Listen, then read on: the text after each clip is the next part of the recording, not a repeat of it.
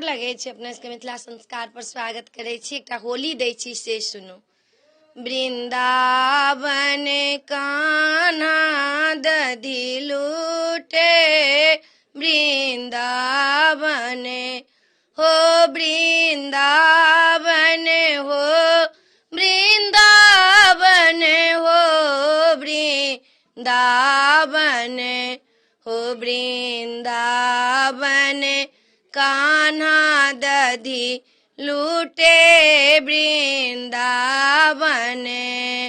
कहाँ शोभे मूंगिया कहाँ रे शोभे मोतिया, कहाँ शोभे ननदी है तोड़ भैया वृंदावन हो वृंदावन कान्हा दधि लूटे वृंदावन। गले शोभे मूंगिया हाथे रे शोभे मोतिया, पलंग शोभे ननदी तोड़ भैया वृंदावन हो वृंदावन कान्हा दधि लूटे वृंदावन।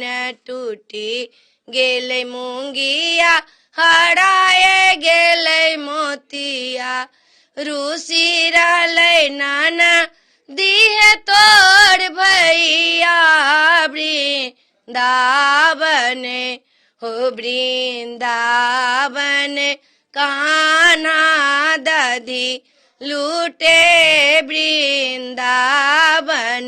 गाथी लेबै मूंगिया ताकी लेबै मोतिया, गाथी लेबै मूंगिया ताकी लेबै मोतिया, मनाए लेबै ननदी है तोड़ भैया वृंदावन हो वृंदावन। मोहन दधि लूटे वृंदावन।